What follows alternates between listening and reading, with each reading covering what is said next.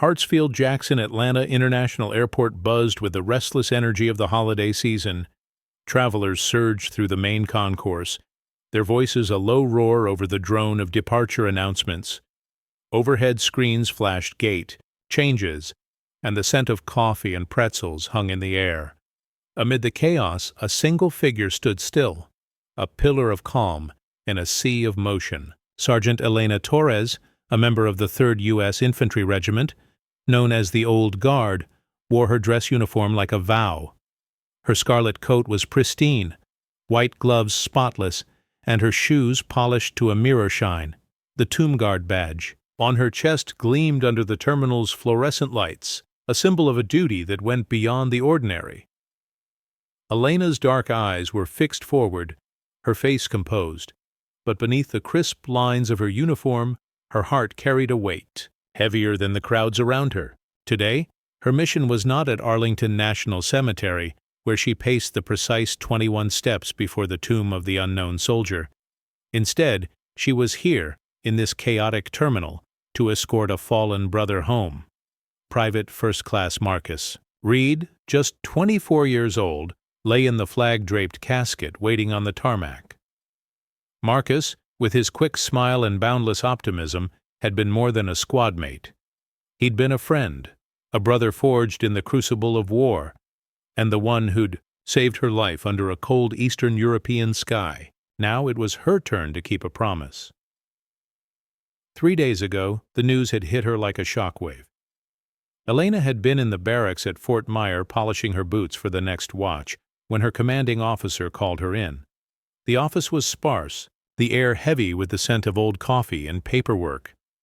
"Sergeant Torres," Colonel Grayson had said, his voice steady but laced with something softer.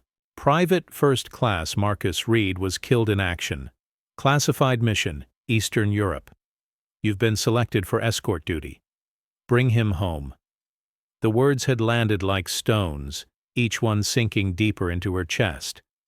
She'd nodded, her throat too tight to speak, and taken the folded letterhead with Marcus's name.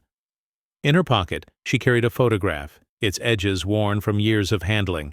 It showed her and Marcus, arms slung around each other, laughing under a moonlit sky in a far-off outpost. That moment felt like a lifetime ago. Marcus had been all heart, the kind of soldier who could lighten a bunker with a single joke. He'd loved basketball, dreamed of coaching kids back in his hometown of Savannah, and carried a dog-eared photo of his little brother, Lucas, dribbling a ball in their driveway. During their deployment in Eastern Europe, he'd been the one to keep the squad grounded, his laughter a lifeline through the tension of night patrols. Elena, by contrast, was the planner, the one who calculated risks and kept everyone on course. "You're my compass, Torres," Marcus had said one night, his voice cutting through the chill as they sat outside their base, stars sharp above them. "I charge in, but you make sure we're heading right." Those words had settled into her becoming part of her, just as he had. Their second tour had changed everything. A mission gone wrong, an ambush in a snowy valley. Gunfire had erupted, sudden and brutal, and Marcus's voice had cut through the chaos. "Torres, on your right." He tackled her to the ground as bullets tore through the air, his body shielding hers for 3 critical seconds. Those seconds had saved her life. Later, as medics patched them up, Marcus had brushed it off. "That's what brothers do," he'd said, his grin masking the shadow in his eyes. But Elena had seen it, a glimpse of mortality, a crack in his usual bravado. Months later, Marcus talked more about home. His mother, Carolyn, a schoolteacher who'd raised him and Lucas alone after their father passed. His brother, Lucas, who sent him crayon drawings and called him Captain Marcus in letters. Marcus carried one of those drawings in his helmet, a talisman against the darkness. The night before his final mission, they'd sat outside their barracks, the air heavy with a strange premonition. "If anything happens, Torres," Marcus had said, his usual grin gone, "bring me home proper. Full honors through the main terminal, not some back exit. Mom would want it done right." Elena had nodded, the weight of the promise sinking in. "I'll make sure of it, Marcus, no matter what." 3 days later, the news came. Marcus hadn't returned. The details were sparse, classified, but the truth was undeniable. He was gone, and the promise was now her duty. Now, in the Atlanta airport, that promise burned in Elena's chest. The transport plane taxied closer, its engines a low hum against the terminal's noise. The crowd around her moved in a blur. Businessmen, checking watches, families hauling luggage, teenagers glued to their phones. Some glanced at her, snapping photos of her striking uniform, its scarlet and black a stark contrast to the terminal's gray. Others rushed past, too busy to notice. Elena stood by the gate, her posture rigid, her mind drifting to that photograph in her pocket. She could almost hear Marcus's laugh, see his easy grin. "You think too much, Torres," he'd say. "Sometimes you just feel it." Across the terminal, Carolyn Reed stood with her son, Lucas. At 58, Carolyn's face bore the lines of a life spent teaching, loving, and worrying. Her dark hair was streaked with gray, pulled back in a neat bun, and her hands trembled slightly as she clutched Lucas's shoulder. Marcus had been her pride, her light, the boy who'd grown into a man but never lost his warmth. Now, she was here to bring him home. Lucas, 15, stood beside her, his lanky frame hunched, his eyes fixed on the floor. He held a small basketball card, its edges creased from nervous handling. "Is that Marcus's plane, Mom?" he asked, his voice soft but piercing. Carolyn nodded, her throat too tight to speak. She'd raised 2 boys alone, sent Marcus to war, and now stood in this crowded terminal to say goodbye. In an office overlooking the concourse, David Whitaker stared at his tablet, his fingers drumming, an impatient rhythm. As the airport's operations manager, he lived for precision. A 95% on-time departure rate was his badge of honor, and framed certificates of efficiency awards lined his walls. Digital screens tracked flights, gates, and delays, their numbers a language he spoke fluently. A military procession through the main concourse, however, was a disruption he couldn't afford. "We can't have this," he muttered to his assistant, Sarah, a young woman with a clipboard and a hesitant expression. "Why wasn't I told earlier? The service corridors are there for a reason. Get it rerouted." Sarah cleared her throat. "Sir, the airport director approved the main concourse route." Whitaker's jaw tightened. "This airport runs on precision, not pageantry," he snapped, his eyes flicking to the screens. 22 departures in the next hour, peak holiday rush. A procession would snarl everything. "I'm responsible for this terminal," he added, already calculating the minutes lost. "We don't stop for parades." Back in the arrivals hall, Elena stood like a sentinel, her scarlet uniform aflame against the polished floors. The yacht's transport plane's door opened with a mechanical hiss, and the honor guard emerged, their movements precise, deliberate. The flag-draped casket appeared, its stars and stripes catching the light from a nearby window. Ground crew removed their caps, heads bowed. Elena took her place beside the casket, her steps measured, her presence commanding. The terminal's noise seemed to fade, as if the building itself sensed the weight of the moment. Whitaker strode through the concourse, his clipboard clutched like a shield. "We'll use the service corridors," he told Sarah as they hurried toward the arrivals hall. "It's efficient, won't disrupt thousands of passengers. The military can have their ceremony at the cemetery." Sarah hesitated, her hand on her radio. "Sir, the director approved the main route." Whitaker waved her off. "I'm responsible for this terminal. We don't stop for delays." The procession began, each step dignified, challenging the frantic pace around them. Travelers slowed, sensing something sacred. An elderly man in a baseball cap nodded respectfully. A group of college students whispered, their phones lowering. A businessman checked his watch, then paused, caught by the sight. Elena's face remained composed, but the photograph in her pocket anchored her. This was about Marcus, about a debt that transcended schedules. Whitaker approached as the procession neared the terminal doors. "Sergeant," he said, his voice low but clipped, "I've prepared an alternative route." He unfolded a map, pointing to a highlighted path. "These service corridors lead directly to the pickup area. It's faster." Elena's response was immediate, unwavering. This is Private First Class Marcus Reed, United States Army. We will proceed through the main terminal as arranged, at the appropriate pace for escorting the fallen. Whitaker leaned closer, his tone sharper. These corridors were designed for movements that shouldn't disrupt operations. Elena's eyes hardened. Shouldn't disrupt? She echoed, her voice steady but firm. Private Reed will be escorted with full honors through the main terminal. Whitaker jabbed at the map. There's a service elevator to the loading area. You'd avoid delaying thousands of passengers. Elena's response was calm but unyielding. The disruption is temporary. The dishonor of skulking through back corridors would be permanent. Whitaker's composure cracked. He signaled Sarah. This is absurd. Airport protocols supersede your parade. Sarah approached, her hand on her radio, but her eyes fell on the casket, the flag vibrant against the terminal's gray. Her hand dropped. Is there a problem? She asked. Yes, Whitaker snapped. We need this procession redirected for operational reasons. Sarah looked at the casket, then at the growing crowd of onlookers. Sir, the director approved this route. I don't see an operational issue justifying a change.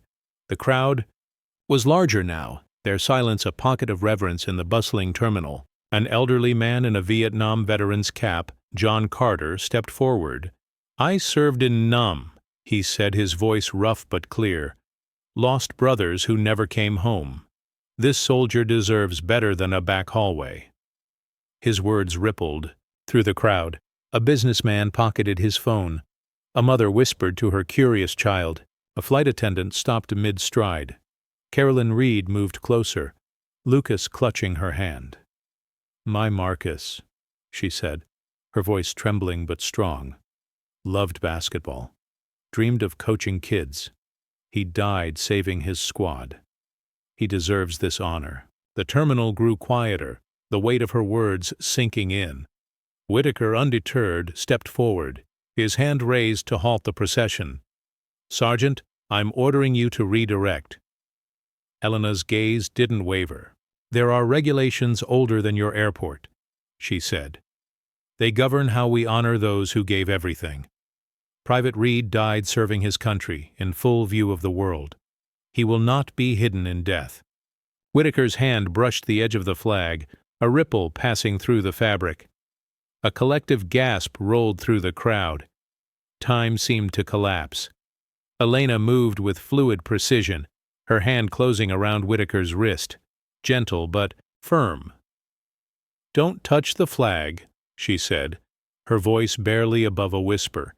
Yet it carried through the hushed terminal.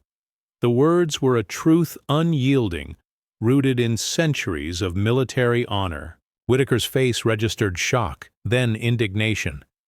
Take your hands off me, he hissed. This is assault. I'll have security escort you out. The crowd's silence deepened. John Carter removed his cap, placing it over his heart. A flight attendant wiped a tear. A businessman closed his laptop. What Whitaker didn't grasp was that touching the flag was more than a mistake. It was a desecration, an insult to Marcus, his family, and every soldier who'd served. Elena held Whitaker's wrist for 3 seconds, then released him, her face betraying nothing. Veterans in the crowd recognized the restraint, the depth of betrayal suppressed beneath her composure. The flag represents a soldier's dedication, Elena said, her voice steady despite the emotion beneath, the values they upheld, the sacrifice they made. It is not to be touched by anyone outside the honor guard. Whitaker rubbed his wrist, defiance flickering. This is my terminal, he said, his voice lower now. I determine how things run. Elena cut in, her tone final. Our actions are guided by protocols older than your position or this airport. The crowd's reverence grew palpable. Travelers stood motionless, many with heads bowed, as if the terminal had become hallowed ground. That's Marcus's flag, came a small voice from the crowd's edge. Lucas, standing beside his mother, pointed at the casket, his words slicing through the tension. Carolyn held him tighter, her weathered face a map of grief and pride. Her eyes met Elena's, a silent acknowledgment of shared loss. The terminal's silence hung heavy, a fragile bubble amidst the distant hum of announcements and the shuffle of impatient travelers. Sergeant Elena Torres stood unwavering beside the flag-draped casket of Private First Class Marcus Reed, her scarlet uniform a beacon in the gray expanse of Hartsfield-Jackson Atlanta International Airport. Her hand, moments ago gently but firmly, gripping David Whitaker's wrist, now rested at her side, her posture rigid with purpose. The operations manager's face flushed with a mix of shock and indignation, his clipboard trembling slightly in his grip. "This is my terminal," he repeated, his voice quieter but laced with defiance. "I determine how things run." Elena's gaze remained steady, her dark eyes locked on his. "Our actions are guided by protocols older than your position or this airport," she said, her tone final, each word a stone laid in defense of a promise. The crowd, now swelling around the arrivals hall, seemed to lean in, their collective breath held. The reverence was palpable, a current running through the onlookers, transforming the chaotic terminal into something sacred. Lucas Reed, his teenage frame dwarfed by the crowd, clutched his mother, Carolyn's, hand. His voice, small but piercing, had just cut through the tension. "That's Marcus's flag." The basketball card in his other hand was creased from nervous fidgeting, a relic of his brother's love for the game. Carolyn's weathered face, etched with grief and pride, met Elena's eyes. No words passed, but the glance carried a shared understanding. A mother's loss, a soldier's duty, a brother's hero. The flag, vibrant with stars and stripes, lay untouched now, its folds a silent testament to Marcus's sacrifice. Whitaker, undeterred, straightened, his voice rising slightly. "Sergeant, I'm ordering you to redirect this procession. The service corridors are efficient, designed for this. You're delaying thousands of passengers." He gestured toward the digital screens overhead, their red and yellow alerts signaling gate changes and boarding calls. To him, the casket was a logistical hurdle, a variable to be managed. To Elena, it was Marcus, his laugh, his courage, the 3 seconds that had saved her life in a snowy Eastern European valley. John Carter, the elderly Vietnam veteran, stepped closer, his cap still pressed over his heart. His voice, rough from years but steady with conviction, cut through the standoff. "This ain't about your schedules, son," he said to Whitaker. "This boy gave everything. You don't hide that in a back hallway." His words rippled through the crowd, stirring murmurs of agreement. A young mother, her toddler balanced on her hip, nodded softly. A college student slipped her phone into her pocket, her eyes wide with understanding. A flight attendant, her name tag glinting, paused mid-stride, her hand brushing away a tear. Whitaker's jaw tightened. He turned to Sarah, his assistant, who stood frozen, her hand hovering over her radio.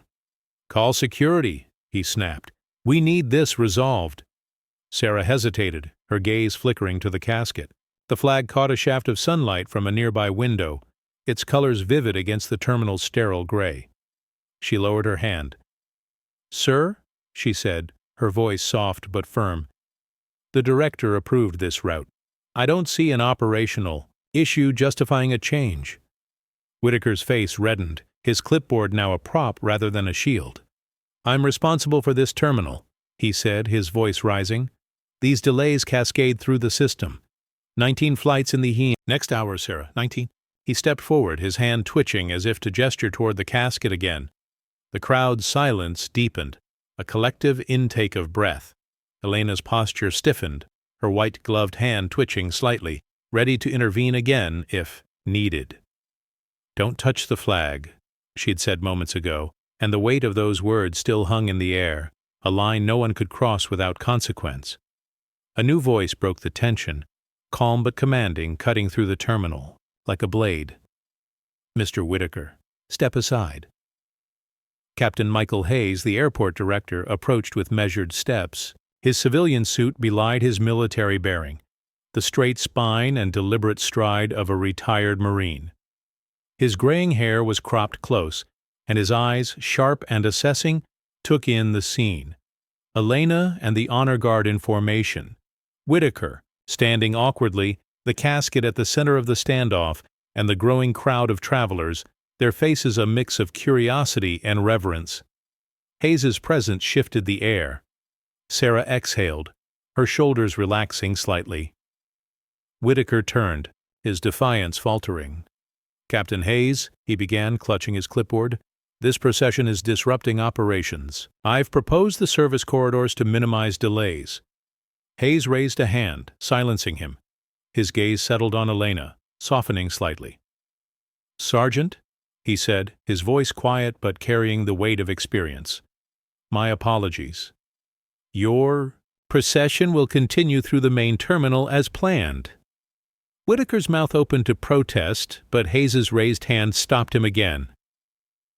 "Mr. Whitaker," he said, his tone firm, "some moments transcend metrics.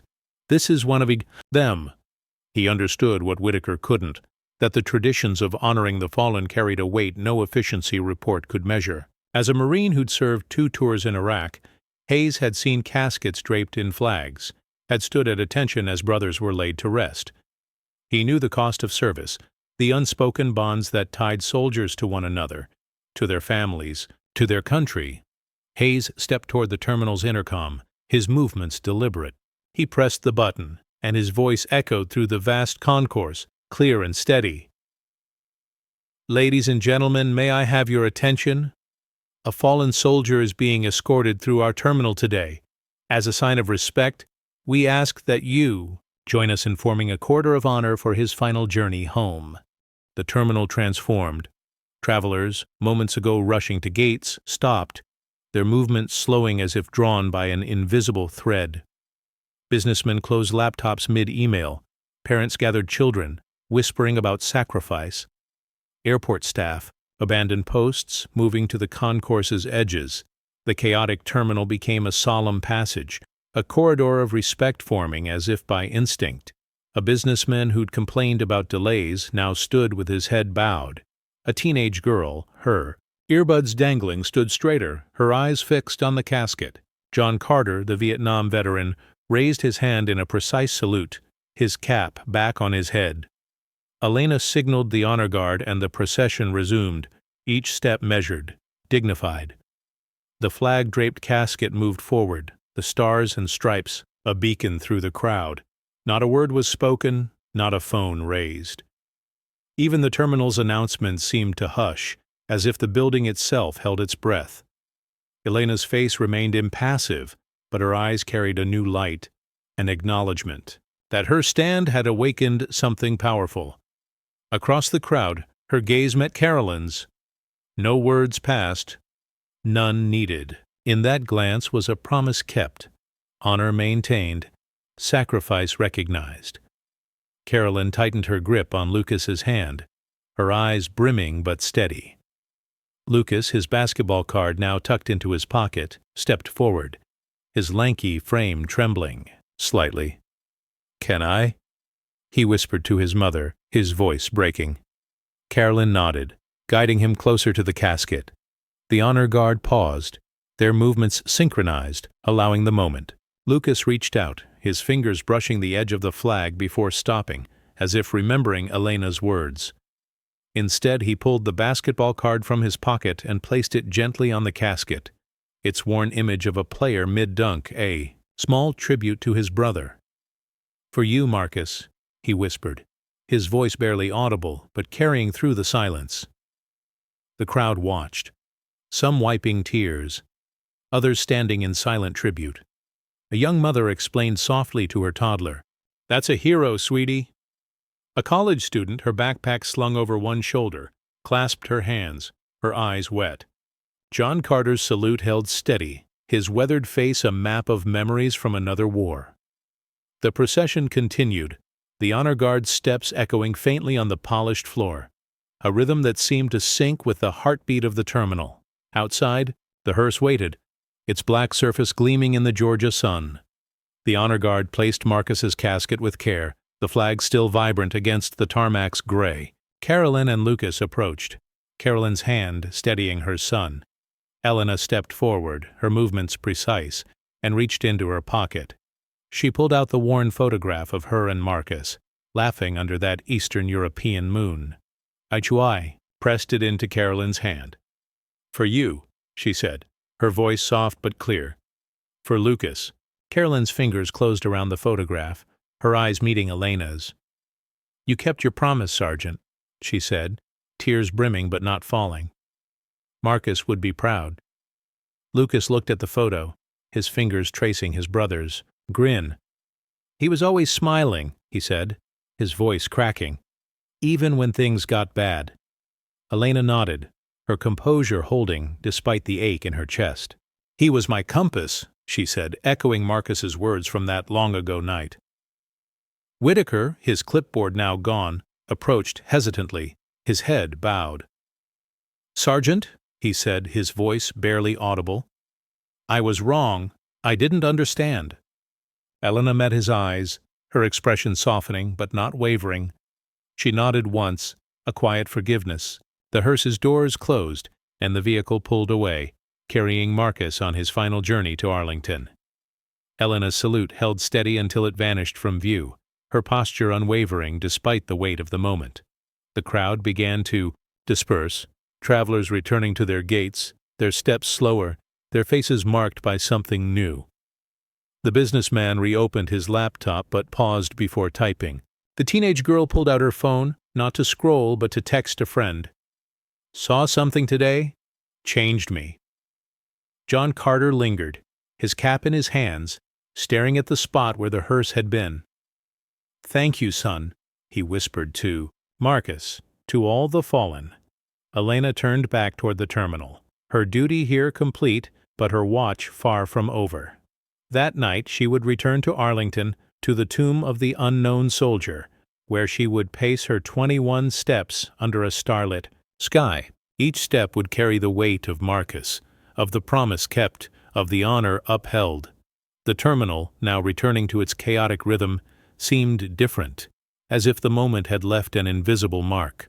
Travelers moved with a touch more care, their glances lingering on the spot where the casket had passed. What began as a bureaucratic standoff had become something profound, a reminder that some traditions endure because they speak to the need to honor sacrifice with dignity. Elena's stand had not just protected Marcus's memory, but had awakened a fleeting unity in a place defined by transience. The photograph, now in Carolyn's hands, would live on, a tether to a son, a brother, a hero. And for Elena, the promise she'd kept would carry her forward, a compass guiding her through the weight of duty. The Georgia sun dipped low, casting long shadows across the tarmac as the hearse carrying Private First Class Marcus Reed disappeared from view. Sergeant Elena Torres held her salute until the vehicle was a speck on the horizon, her scarlet uniform a solitary flame against the gray expanse of Hartsfield-Jackson Atlanta International Airport. The crowd behind her lingered, their silence a fading echo of the reverence that had transformed the terminal. Travelers returned to their gates, but their steps were slower, their faces marked by a quiet shift. What had begun as a bureaucratic standoff had become a moment of shared humanity, a reminder of the cost of freedom in a place defined by motion. Elena lowered her hand, her posture still rigid, but her dark eyes carried a new weight. The photograph she'd given Carolyn Reed, her and Marcus laughing under an Eastern European moon, was gone, but its image was etched in her mind. Marcus's grin, his easy confidence, his voice calling her compass in the dead of night. The promise she'd kept burned in her chest, a steady flame that would carry her forward. She turned back toward the terminal, her polished shoes clicking softly on the pavement, each step a reaffirmation of duty. Inside, the concourse hummed with its usual chaos. Overhead, screens flashed boarding calls, and the scent of coffee and pretzels drifted through the air. Yet something lingered, a subtle change in the terminal's rhythm. The businessman who'd paused his laptop now typed with less urgency, his thoughts drifting to the casket he'd seen. The teenage girl who'd pocketed her phone sent a final text to her friend. "Tell you about it when I'm home." It was real. John Carter, the Vietnam veteran, stood by a window, his cap in his hands, staring at the sky where Marcus's plane had landed.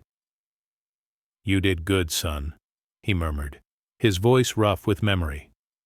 Carolyn Reed and her son Lucas stood near. The arrivals hall, the photograph Elena had given them cradled in Carolyn's hands. Lucas's basketball card, placed gently on Marcus's casket, had been retrieved by a member of the honor guard and returned to him, its edges now worn but precious.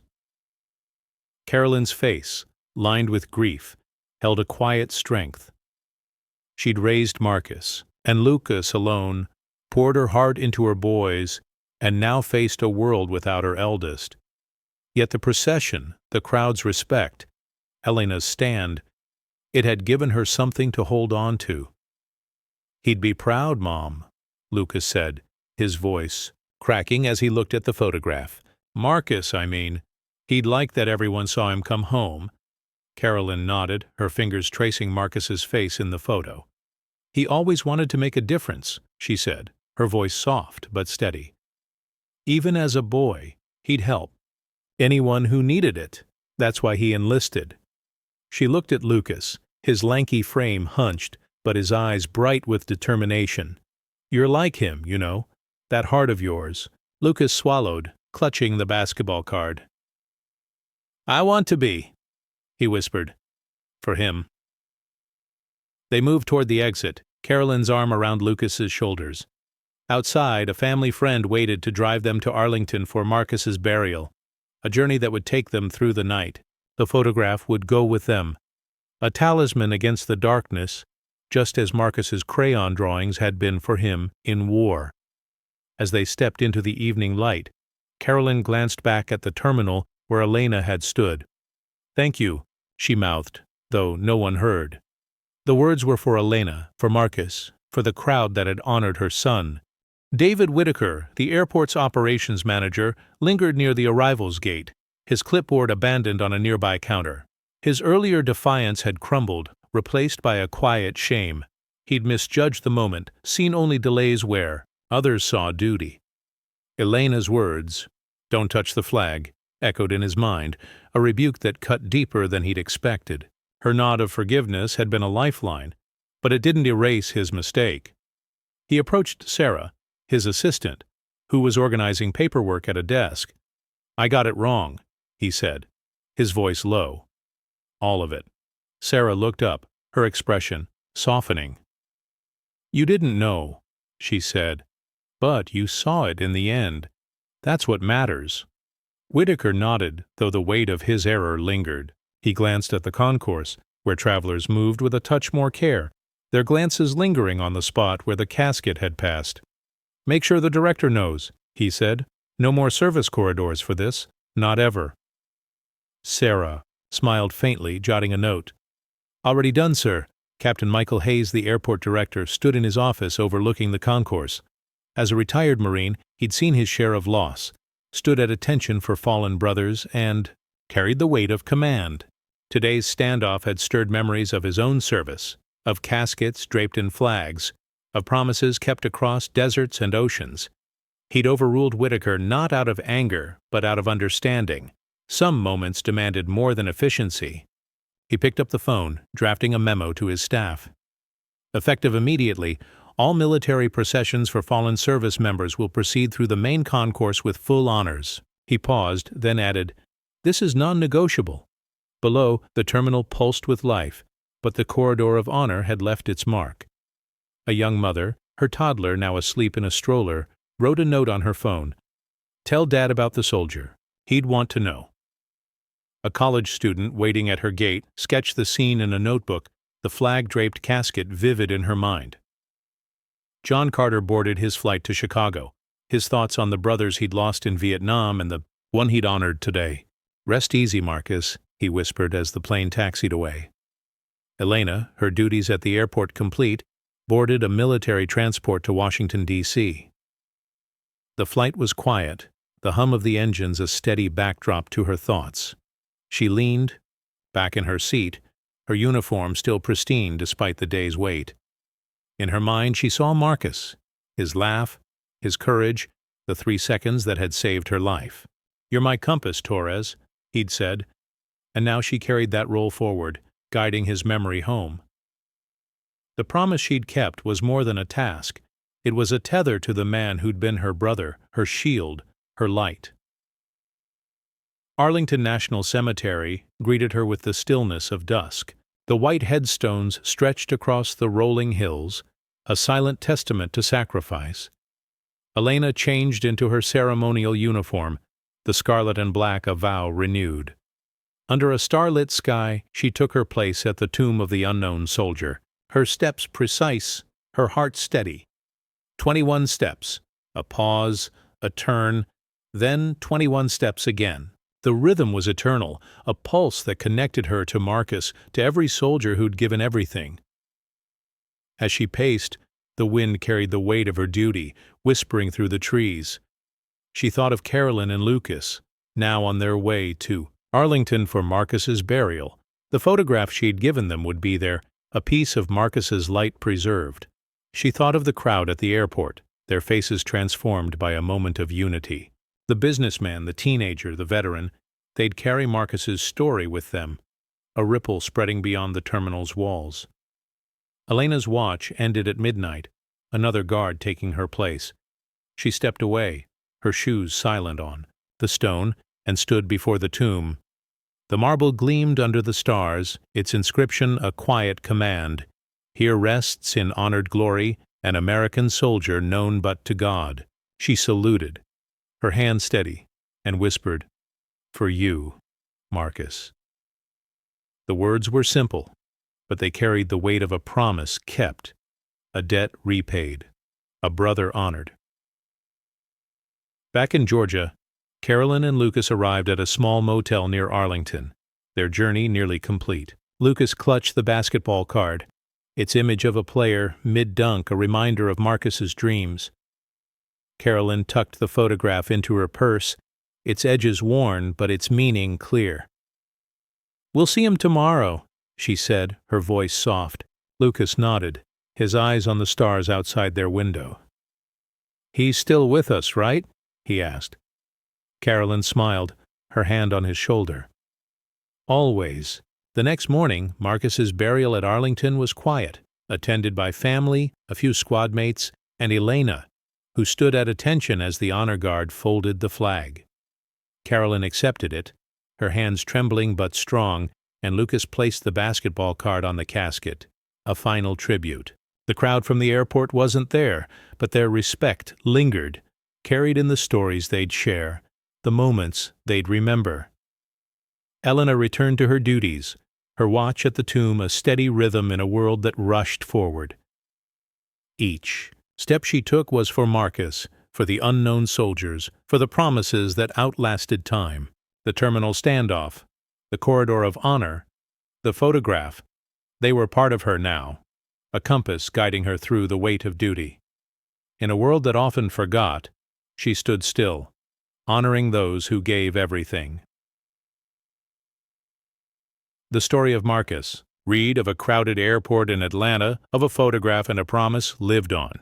It was a reminder that at the tomb of the unknown soldier, where every step was measured and every salute sacred, the greatest tribute to the fallen was standing firm for their honor. For those who paused that day, who formed a corridor of respect, Marcus's memory was a spark, a call to carry his light forward. So pause today. Think of Elena, of Marcus, of the countless heroes whose names we carry in silence. Share their story, not just to honor them, but to remind us all that duty is not just in the act, but in the heart that refuses to forget. And if you find yourself at Arlington, stand before the tomb, watch the guard's steady pace, and listen. You might just hear the pulse of a nation, strong and unbroken through the weight of sacrifice.